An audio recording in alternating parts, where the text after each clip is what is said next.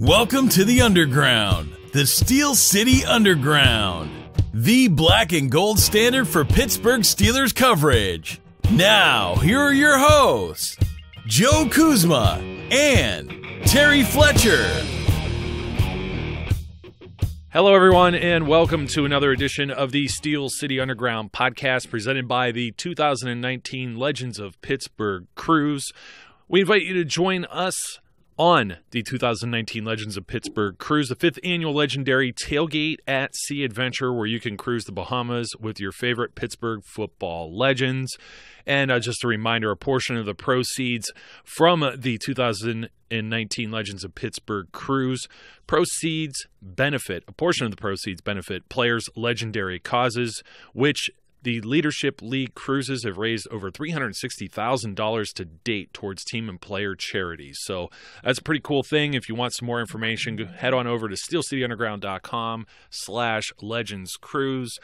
My name is Joe Kuzma, and I am the host who loves toast, and I do believe it is time for the WTF edition of our program in the middle of the week. Here I am joined also by another host, I think, that enjoys toast, if that's correct, Terry Fletcher. How are you doing, Terry? I'm good this week. Yes, I do enjoy toast. I actually prefer bagels, but I'm good with toast too. Real butter, none of that crap stuff. But see, this is the thing. Brian won't even get subs toasted, so you probably get toasted bagels. Yeah. He probably has a very shiny toaster that I sent him, sitting somewhere as he's mad staring at it. It's in a box, probably next to the toaster he got when he got married like 100 years ago. I mean, however old he is, but yeah. So, yeah, we're always teasing about the toast, but it's like, yeah, you just threw a whole other dimension in there with the bagel, and it's just I did. Yeah, and he doesn't like coffee, and I know you love coffee too because I'm always coffee. I'm reciprocating with Terry sent us about a year ago a prank. Me and Brian sent us each toasters. I got the 4-slice and he got the 2-slice, and she pretty much thought he wasn't going to ever use it. So I sent a couple of coffee mugs her way to reciprocate here or there. They're always some type of Steelers theme, but you may have something off the wall coming from Santa here in the very near future. But no gifts from Santa early yet as the Steelers fell to the Raiders. I'm sure that's the first WTF you want to talk about. I have talked about it so much that I am black and gold and blue in the face, and black and silver too, I guess. That's the Raiders. So, Terry, any quick thoughts on that before we talk about some other NFL-related stuff? Well, I know it's been talked to death, but the WTF for me is, first of all, leading up to the game, that everybody just assumed, because we don't play well in Oakland, that there was going to be a loss there. So I'm thinking, you know what? As bad as the Raiders are, I just really couldn't believe that we were going to lose to them. I just didn't want to believe it, but I don't believe it anytime. So that was where, I was just surprised that we lost. But the other thing that I think is really tough is the fact that the medical equipment, now we're finding out, was suspect. So the x-ray they took on Ben, they said they couldn't determine what it was. So basically they're having trouble, and that's why he didn't go right back in. They had to make sure they knew whether or not, he could breathe, whether the pain shot took effect. They couldn't see a hairline fracture, and the field conditions sucked. Boswell could lose his job. I know they had some kicker tryouts this week, but the medical thing, me, my medical background, I'm having a really hard time with that. There's a two-parter there, because obviously the Chris Boswell slipping and falling, the whole field was a WTF, and we're still, you're over. I don't think were you in the wildfire area? Because I know you're in California. Does that do anything to the ground or the turf or anything like that, to your knowledge? We got the smoke and some of the ash, but we didn't get damage down here. Okay. I was just curious if that had anything else to do with it. It's the deal that, Oakland still, they try and use it for baseball where nobody shows up there either. You see that like they steal a WTF that's always been a WTF to me is how they tarp off the upper deck of the stadium as to avoid local blackouts for TV. But the Raiders themselves have enough WTFs circulating them. I'm going to circle back around them in a second. Chris Boswell's potential replacements now, I'm trying to remember. One is Kai Forbath, who was not good when he was last with the Vikings, and he had some other stints where he wasn't good with the Redskins. And then the other guy was with the Raiders, I believe, and he also missed like 6 field goals or something. I'm like, isn't there – I know it's slim pickings, but there really are only like 32 or 33 or 34 kickers in the case of injuries because the Panthers had Chandler Catanzaro fill in for Graham Gano last week. So he might – it's kind of a situation where like, you know, Randy Bullock came in a few years ago or a couple of years ago. I think it was last year, wasn't it? But yeah, you and I talked about this on the last episode of WTF where, you know, quarterbacks and kickers are kind of at a premium right now. I mean, just seeing, and I'm going to go back to Ben's injury, which to me was a huge WTF because I actually saw it on replay. I actually left my room and then I went back. I'm like, oh, you've got to be kidding me. And actually somebody had told me about it because I was running late. And so I obviously recorded the game and somebody texted me and said, oh, I hope Ben goes back in. I'm like, no, I'm still at 10-7. Don't tell me what happened. And so they're like, oh, sorry. And I'm like, oh, shoot. So I had to fast forward and get to that point. But I saw Ben come out at halftime sitting there. You know, he came out with his helmet and then he put on his baseball cap, but full uniform. Looked like he was standing there just kind of seeing how Dobbs was doing. We were still ahead at the time. And all I could think of is, okay, well, he got a pain shot for the rib, whatever, and they're just waiting to make sure that it doesn't affect breathing and he's okay. And so, but that, I don't know. I mean, it's interesting how he just kind of was on the sideline and then you hear that there was, I'm sorry with the substandard equipment, but it's the biggest WTF for me. Dr. David Chow for the ESPN football doc, pro football doc, he came out and he said, you know, I wrote about this in 2013. Oakland, this should be Ribgate. He said Oakland has substandard equipment, and it affected players way back, you know, then. So this isn't the first time this has been reported, and to me, that's an unfair advantage. I know what Mike Tomlin said about, you know, the field conditions because we saw Barry have issues. We saw, you know, obviously Boz had issues, and he said, well, then everybody has issues. Not everybody's injured and has to go back to see to what extent they're injured. And for them to be able to keep Ben out, because you saw the difference in Dobbs and Ben. Dobbs was fine. He didn't have to go in and make one catch to JuJu. He basically had to go in and take over the game, and we're holding our breath. And then the series didn't work out. And then Ben comes in, and you're like, oh. So we went from a C+ quarterback to our franchise Hall of Famer. You just see the level of play change to the point where you're like, the Raiders just had to be super excited. And to me, I just think that was an unfair advantage to the point where somebody needs to be fined. I want to see money exchange hands. You've given me a meal of things to eat from off sorry. the plate here. There's so many things. Number one, we've all been there where you're running late or you're trying to. The worst thing to DVR or watch time shift, you know, as they call it, when you're doing something off the DVR is sports, and especially so if you're like myself or yourself, there's going to be people tweeting at you and everything else. I had to actually mute or put the do not disturb on my phone to not get the Twitter alerts, not have my cousin texting me because I'm using the game where I was watching. The game was supposed to be on locally, and it was not. And it was in the guide as being local, so I get to about 4:20, 4:22, and they're showing somebody on the sideline. Terry, you okay over there? Yeah, I'm sorry. I just keep dropping everything. I'm sorry, people. I'm in my office, and everything's dropping, so I apologize. It sounds like you're in Oakland. Maybe maybe you're tearing out the X-ray equipment. You're so angry. I know. I was just like, oh, my gosh, we try to be so, like, no background noise, and all of a sudden I'm like, Okay, phone's blowing up and I'm dropping it, and I'm sorry about that. Oh, I've been there before too. I've actually, I was just thinking about this because I just had a swig of water, and maybe this time that everyone here didn't hear it, but I remember somebody called me out on that a few weeks ago with Trey on Isn't Trey's it funny Corner. how people hear everything? Oh Well, my gosh. and I knew I did it because I didn't have a water bottle. I had like a cup, which is a little different. And it was just like, and I was like, oh man, that got picked up. I'm totally getting called out on that. But yeah, anyways, they should be happy, Joe, because I listened to 2 podcasts yesterday, and the person that was speaking, one of them burped and didn't say excuse me, and the other one sneezed, which I thought, okay, you could sneeze in the middle, but you could edit that out. Yeah, absolutely. And he just said, oh, bless me. Yeah, it's just like, okay. Wow. Yeah. Well, all the blessings. Geez, we have derailed completely off the rails.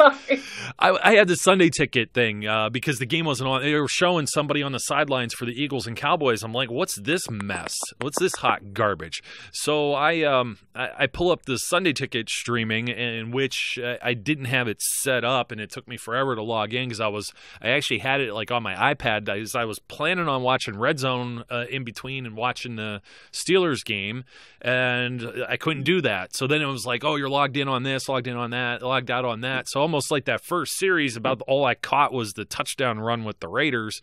So of course I went back and watched it after the fact, but it totally sucked for me. So I know what you're feeling there. And then when you're streaming it, it's like you're sometimes behind 1 or 2 plays, especially if you follow like the beat writers. They're looking for the hot take. I'm the first that tweets this thing, and it's just like, oh, so-and-so so close to making that play but didn't. And I'm like, I'm on like first down. You're saying third down. Steelers don't convert on third down. Wait a minute. I'm on first down. What's going on here? So the phone just got thrown to the side just like you went to do. And but no, I find the X-ray thing interesting as a WTF because, you know, the NFL has a standard of all 32 teams use the same communication equipment. It's got the big Bose thing over the top of the headband or whatever with the headphones and for the advertisement and everything that they do with that. Microsoft Surface is everywhere. They have these Surface tablets. Everybody has them up in the press box, everything. Nobody's allowed to have like an iPad or an Apple device or anything. It has to be a Microsoft Surface. So it can't even be like Dell or Sony or anything, you know. They're so meticulous on, you know, there was a day and age when each NFL team was contracted with a different like uniform supplier. So way back when, I'm sure folks can remember, Steelers did have Nike at one point. They had Starter. There was Wilson, I believe, like maybe even Russell Athletic or Champion or somebody like that. Wilson made some of the jerseys, and you had, I think the Cowboys had like Apex or something, another old school brand that you throw out there. And eventually it all came under the same umbrella. Reebok had it. Now everybody has Nike. You have all these standards. So I was quite surprised. It's not like, you know, it's the same thing with like the footballs. You got a uniform football that you're playing with, and there's different helmets, but they all have to be approved by the league and things of this nature. I'm sure they even tell you how short or tall the grass has to be in the stadium when it's cut. I guarantee you that's a thing because it would affect your footing or whatnot. So, well, remember, what was the game that we were at? Was it New Orleans where there was a fire on the field, on the turf? Wow, when was that? That was when it was still in St. Louis, the Rams. Well, that's right. That was the Rams in St. Louis. I was trying to remember the game, but as soon as you said that with the cutting of the lawn, I was like, we had a dome game. I just remember where it was fire, and they were trying to do something about, you know, sweeping up the ashes. I don't know. It's just funny, some of the things you see. Yeah, WT flashback there. That was back with Michael Vick coming in when Ben got hurt and another Ben hurt thing. That. But anyways, my focus here was I don't understand how the league doesn't have like a minimum standard of equipment that everyone has to have this day and age. I agree. You know, medical or on the field, everybody should have a standard equipment. Yeah, exactly. Well, I'm sure they all mandated, or I'm sure they just do it anyways, but even in like collegiate sports, you have to, there's certain things to any type of sporting event and state athletic commissions that you have to have like an ambulance, you know, or at least it on call or certain, like a staff doctor, even for certain events and things like, you know, wrestling and boxing commissions and MMA and stuff like that. They have to have a doctor there in some cases. It depends on the state too, because I think West Virginia could do anything you want want, practically. Right. But but if you're like in Pennsylvania or New York, you have to have somebody there. You actually have to have somebody there. And I believe in Ohio for that same type of stuff, it's just like an on-call type thing, and you can get away without having. And then West Virginia, it's just like they don't license anything with some of that stuff. So a little. Well, when you look at this game. When you looked at this game, Joe, and we've had 3 painful losses, and we played like crap the last 4 games. We lucked out for Jacksonville, let's face it. Mm-hmm. But and this one I thought was going to be another one of those fluky ones where we came back to win it, because I really thought Boz would make that. If he didn't slip, I truly believe he would have. But I'm sitting here and I'm thinking about these games, and I'm not sure if the game things are just going wrong during the game, where doesn't matter what's happening, the refs, the field, whatever, if those are more painful, or when you just play terrible. But the thing that's bothering me, and this is a big WTF, is when I hear the media talk about the games and about how the Steelers now have dropped out of the top 10 and, how they're playing bad. They don't look at the game. They just look at the score. Yes. And if you look at the game, I mean, let's face it, the game against the Chargers, and I don't like to cry refs, okay? Everybody's going to get bad calls, but that was the worst officiating game since replacement refs. And when you look at things that we had to deal with Jacksonville, we played terrible and came back to win it. But the last game against the Raiders, we had a lot of weird things happen, but I just truly believe that field conditions did not help, but we didn't play great in the second half, and so I can't blame that on the refs. There wasn't like blatant calls, but they don't look at the game as the whole. They just look win or losses, and it just bothers me, because this is, you just sit there and go, wait, look at the game. Look at the game as a whole, and look at how many people are going to lose a job because of that game.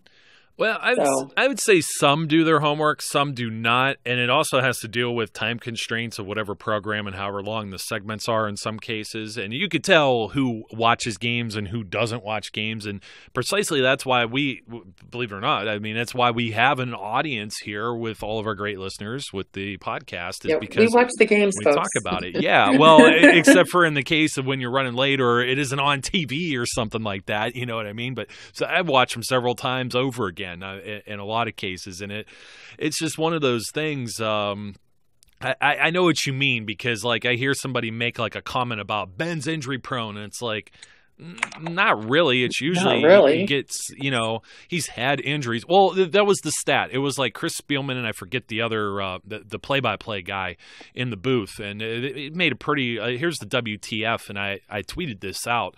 You see somebody in the first quarter make a textbook form tackle, I believe, on Jalen Samuels. It's not important who was tackled. I'm trying to think who was making the tackle, but he wore number 50, and that tackle right there, this is Chris Spielman talking, it reminds me of Ryan Shazier, and that's just a real textbook tackle. You see number 50, it reminds you of Ryan Shazier, and that should be applauded. That's a real good tackle, and he stands him up there, and look, it was almost like, Chris, what are you trying to say, that Ryan Shazier made a sloppy tackle, and that's why he got hurt? And you hear his play-by-play guy try and like, kind of like, well, he's making a miraculous recovery or something like that, because he stopped. He didn't say anything positive about Ryan Shazier. He's like, I applaud good tackling when I see it, and it's just like, my goodness, like we've got the bottom of the barrel for the announce team. By the way, Tony Romo again for Sunday, so you'll be happy. With the I didn't like him the last time. Yeah. I thought he was a little bit too political on the last time, because I love Tony. I think he's one of the best commentators out there. I mean, I can't believe him and Jason Witten were on the same team, because talk about who knows more about football. Yeah, but if you heard Spielman, he just knows so much about football. So basically, the Chargers game. I was so mad after that game, just how it all ended up, because I just felt there was a 19-point swing, that there's nothing we could have done about it. This game, I was mad because it was our 3rd loss in a row. That's what I'm mad about. And because we put ourselves in such a precarious position where we had to be happy that the Chiefs beat the Ravens. And so you never want to count on other teams to put you in a position. Now, we're still in first place, but we're hanging on by a thread, and all the media now is saying that because the Cleveland Browns, I think, are on a 3-game winning streak, they're like, oh, well, they're probably going to be the ones to win the division. I'm like, okay, back the track up. Yeah, let's back the truck up here, Nelly. Whoa, let's pull back those reins. But yeah, it's just right now in the AFC North, it's anybody's game. And anybody could win, except maybe the Bengals. I think they're pretty much. Let's put a fork in them. Yeah, but, yeah. Well, here I mean, the Browns are depends. the Browns have won 3 of their last 4, not 3 in a row because they lost to the Houston Texans. Oh, the 3 of the previous last week. 4. Okay. But here's the thing: Okay. these same people you say not doing the research or the homework or paying attention to the games. The Browns lost to the Steelers, so if they ended up with an identical record, guess who has the tiebreaker head to head? That's true. That's true. Yeah, come on. Well, we tied it. They tied right, a tie and a loss. So are we saying right now that tie was actually a positive? No. It's like Okay. the kiss. It's a kiss your sister situation. Nobody wants to kiss their sister. I don't have a sister, No, but I mean, when you look at the record, is it a little bit of a? I mean, it's not a loss, it's not a win. But if you don't have to, I mean, let's just say we didn't get the win from a point of tiebreak, like you said, that we don't look as bad as other teams because we have that tie and we don't have that loss. So I don't want to tie the Browns. I don't want to tie anybody. But I think that right now we're hanging on by a thread. I want to win out. We need to win out. It's just sad that we went from second and we're falling steadily. Well, you know what? Some good points. And Brian and I are always talking about, whether the team would do better with or without a bye. Well, it's one last game that you have to play. And that's always my argument. But it always seems like when they have to rest or they have any type of time off, they come out flat. Well, they lose the momentum. I agree. Yeah. I agree. But I think with Ben's potential injury, I haven't seen him on the injury report this week. So, and I know Wednesday they call it Ben's Day because he gets it off. Yes, it just came out. He did not participate. He did not participate. Okay, is it because he gets the day off? No, it's listed as ribs, so it was not listed as okay. coaches. Like Marquise Pouncey, it was listed as a coach's decision, which is obviously different. So it wasn't listed as a coach's decision. Although they did screw up. Here's a WTF right out the gate. So Cam Sutton now is taking the practice reps as the nickel corner, and maybe starting on Sunday in place of Mike Hilton. Mike Hilton shows up on the practice or on the injury report as did not practice, and then it was retracted probably about 5-10 minutes later as, oops, we screwed that up. That was Sean Davis, and it's like, well, that doesn't make it any better either. No, so it really doesn't. You're thinking, okay, Sutton's in place of Hilton because Hilton's hurt. No, Hilton's not hurt. They just feel he's underperforming, and they're going to give Sutton a chance. But now you're also going to lose a starting safety, perhaps, and it's just like, I can't deal with this. And I'm sad because I was on the Hilton train. I was so happy with that guy the first half of the season. Couple games. It's been a little rough go, and one of those is that the goofy false start. You could have seen it from Mars play, unless you're one of the zebras on that game. But alas, we've talked so much about Steelers, Raiders, and everything. Well, about you that. have. Remember, I haven't had a chance to talk about we have him. a few. You might have had a lot to say about him,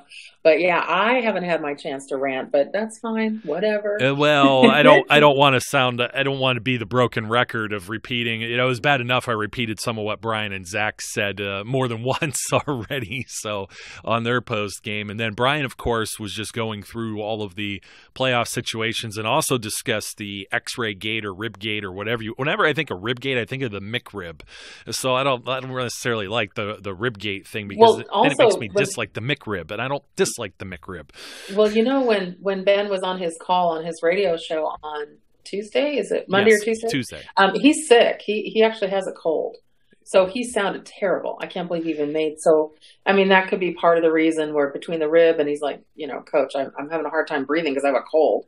That could be an issue as well. Well, yeah. You know what? Speaking of Ben's radio show and he's had bad audio. He's even talked about it. I'm like, dude, who's your cell phone provider, or where are you at? Are you in a cave somewhere when you make these calls? It's just. I think he just calls in because he has to, or he's committed to it. But let's take a look around the league. So I have to do the first one. Here's my first WTF. Okay, and it's going to be I told you so to Minnesota Vikings. I am not a Kirk Cousins fan. I've never been a Kirk Cousins fan. Ever since he went into the locker room with, what was that yelling thing you like that. Well, you don't like that. And I was like, you're such a moron. Everybody else thought it was really cool and, whatever. And then he hasn't won anything. He didn't even do well there. And Jay Gruden couldn't stand him. He was like, get your ass out the door. So I was just like, okay. Mike Zimmer. So, or no, Jay Gruden. Oh, well, yeah, I'm sorry, because Mike Zimmer's his coach now. All the former Bungles guys. Hey, you know what? Real quick. The other thing that nobody had talked about as a WTF with the Raiders and their defense was Paul Guenther's the defensive coordinator. That's the guy who used to be the defensive coordinator with the Bengals. So intimate knowledge of the Steelers, something that kind of got downplayed there. So I'm sorry. That's true. Continue with your Cousins rant. But my Kirk Cousins thing. So he basically, I mean, he sucks. I don't care what anybody says. And he was paid $85 million guaranteed. And so, and I'm just like, why are you giving him that money? And that's all they talked about on Monday Night Football. And he just absolutely played terrible, but it helped me because I'm in my football fantasy. Here we go. And I was in third place because of the Steelers killed me. But I moved up to second place because the person who was playing me had Kirk Cousins, and all he needed was 8 points to beat me. And Kirk Cousins laid the proverbial egg and only scored him 4. So it was awesome for me. How does that work? Yeah. He went 20 of 33, 208 yards and a touchdown. It was like 4.2, or he had negative points in there somewhere. Your whole fantasy league is a WTF because you don't even play your championship until like week 17, isn't that right? And then you put Landry Jones. You put Landry Jones in last year and won it with Landry Jones as your starting quarterback. Yeah, well, I'm actually getting a bye because I moved up to second. Oh, so okay. I get a bye this week. Yeah, so I don't play this week, but I was like, you've got to be kidding me. But wait, but then the game. NFL firings from there. Wait. The NFL firings from Kirk Cousins is where my point was. Is that so? He plays like crap. He is terrible. They're paying him all this money, and they're like, okay, but you know what? The defensive coordinator, he's the one that gets fired. And I'm like, but he's not the one throwing the ball. I don't understand. This is what you gave him. He's trying, but he's got a crappy quarterback.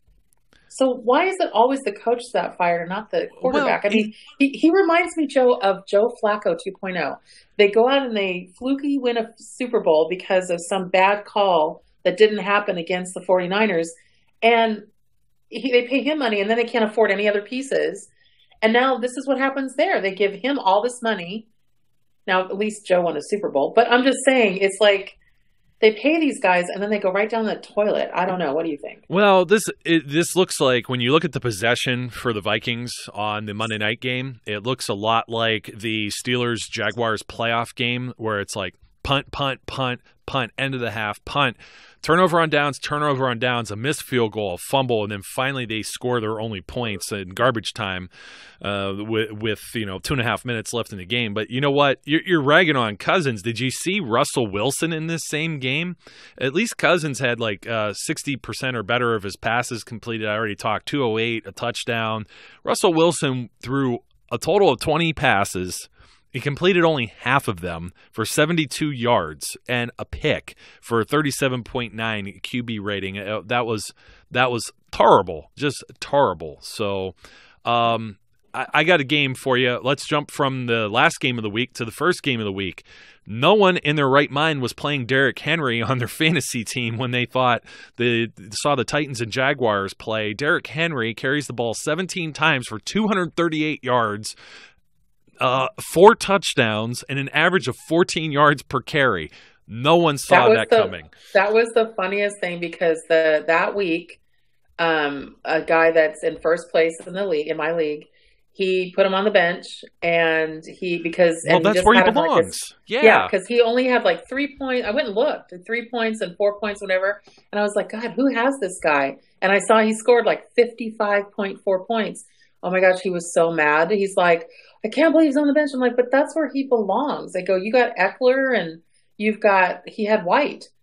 And so I'm like, of course, why would you even not put him on the bench? So, he picked him up for buys. And I was just like, he's not going to go and do that again. But yeah, people are like, I can't believe I didn't play him. So, well, did you see the Miami Dolphins lateral plays? Yeah, that never works. That never works. And I was like, WTF, that never works. And it finally worked. But why do they have Gronkowski back there instead of Josh Gordon or anybody? I just didn't understand that. I mean, don't you want whenever I see Hail Marys coming, or which I thought was going to happen, or I see something like that, don't you want your tallest, fastest, thinnest player back there? And you got Gronk back there? I mean, I get the fact that he takes two people to grab him down, but he's not the same Gronkowski as he used to be. So I didn't understand that at all. Yeah, and if there's ever a WTF against Belichick, I'd be like, dude, what did you do there? Yeah, I'm gonna put the brakes on until after Sunday before I say anything about Gronk, good or bad or indifferent. But he did slip, fall, stumble, and just looked like kind of like a buffoon, to be completely honest. Well, he said the same thing. He said, I played like bleep. So, well, if you didn't see it, folks, go out there and take a look, because Ryan Tannehill throws the ball over the middle. I believe it was to Kenny Stills, who then laterals to someone else. I think there was another person who touched the ball. There was another one, and then he put it to Drake. Drake was my running back, by the way. Oh, geez. Look at you. Yeah. Like, you're just... Drake was my running back. And JuJu's my wide receiver. Joe, if it wasn't for them, I would have had no points. Well, that's good. When Ben went out, I was like, I'm losing this week. You've got to be kidding me. I'm going to 5th. And Ben comes back in. Him and JuJu have that touchdown, and I'm like, I'm going to win. And JuJu could have, or maybe should have, had another one on the lateral play the Steelers tried, and I still say that he tried to maybe speed up, hit that extra gear, and slipped, kind of lost his footing if you notice, and then just decided to go out of bounds and preserve some time, and that was unfortunate. I'm looking around at some other ones. I mean, the Jets and Bills, not that anyone wanted to flip a coin on who would win that, but the Bills were up. And I want to say up very significant. Let me pull it up here, because then I was watching this. At one point, they had a 17-6 lead. I guess that's good for the Bills. Then it was cut 17-13. Then it was 20-13. Then it was 20-all, 23-20, and then they lose 27-23. I don't even know. Like, I don't know what you even make of that, because the Jets themselves. Well, the game ends pretty much on an interception by Allen of the Bills, their quarterback. And what happens is that the Jets they go 9 plays, 61 yards, and it's just like, anything can happen. Cleveland beats Carolina pretty cleanly. The Texans' win streak snapped by the Colts, 24-21. Then you have the one that I have my eye on as well, with the Chiefs just trying to do everything that they could in their power to lose the game. They were trying to emulate the Pittsburgh Steelers and shooting themselves in the foot constantly against the Ravens. That game ends up going to overtime just on a fluke. It was, I think it was Justin Houston knocks the ball out of Lamar Jackson's hands. And that's another thing there where it's like Lamar Jackson doesn't really throw the football. That's not it's never really been his bag. You know what I mean? He's known as a running quarterback. 14 attempts in the game versus 24 rushing on the ground. He had 147 yards rushing to 67 yards passing. That tells you what you need to know there. And the Chiefs end up getting the ball, and they end up they have a chance to put this game away now. And they missed a field goal. Yeah. So it's not just two missed field goals in that game. And if I'm correct here, Terry, let me pull this up too, because I want to say that was Cairo Santos. You look at the Patriots, and the Patriots had Gostowski miss a field goal and an extra point in that. And an extra point. Yeah, I saw that. And it's funny because I'm looking ahead to week 15. This week. And 2 extra points. I stand corrected. 2 extra points. I saw the one, and I did hear the 2. But everybody always anticipates the Steelers Patriots playing, which is who we are playing, and it's always a WTF. Obviously, we won last year. Jesse caught it. Don't at me, people. And so we're going in this year, and nobody cares about this game. It seems like they're waiting for the Chargers Chiefs. Anything I'm hearing, everybody's like, "Oh, the Patriots are going to win. The Steelers are tanking." I'm like, okay, wait a minute. Well, wait. Patriots are trying to still get home field advantage. They've lost some games. So I don't want to hear that nonsense that, they're coming right in and they're going to take it. I mean, let's face it. They've lost 4. They can't seem to win in Miami. And they're coming to Steelers. Now, yes, they're 3-11. Or Steelers are 3-11 versus the Patriots since 2001, including playoffs. But they're coming home. I can't imagine that our team isn't basically everybody threatened from management down, except for Tomlin. I don't care if people keep saying fire Tomlin. I don't care. He's a winning coach. He's never had a losing season. Now, I hope this isn't it, but I'm just saying you don't fire a coach that's never had a losing season, regardless of what's happening this year, the Bell stuff, the injuries, the crappy play. I mean, you just don't. And if you're the Steelers organization, you don't. Look, I mean, people forget Bill Cowher took him 14 years to get a Super Bowl. Yeah. So, I mean, people need to just calm down. I mean, Tomlin's taken us there how many times? Twice? Yes. Won one of them. It's been 10 years. Yeah, I mean, we lost two in a 11 to Green Bay, but he won one 10 years ago. But people need to just, I realize he's a defensive mind and the defense is playing like crap, but people just need to stop. Yeah. I mean, that's a huge WTF. I agree. I'm going to jump over to some other games because I said my piece on Tomlin being a scapegoat with Zach. Zach Meckler, the professor. We went nearly an hour the other day on the podcast. If anyone wants to check that out as well. My last two all come from the NFC East. Oh, I'm sorry. There's also the other. Anybody thought the Bears were going to hold the Rams offense to 6 points? Hello. I did. I took them. I did. Police. But NFC West. I thought they were going to win. Let me rephrase. I thought they were going to win. I didn't think that. You did. You were the only one out of all of us too that thought that.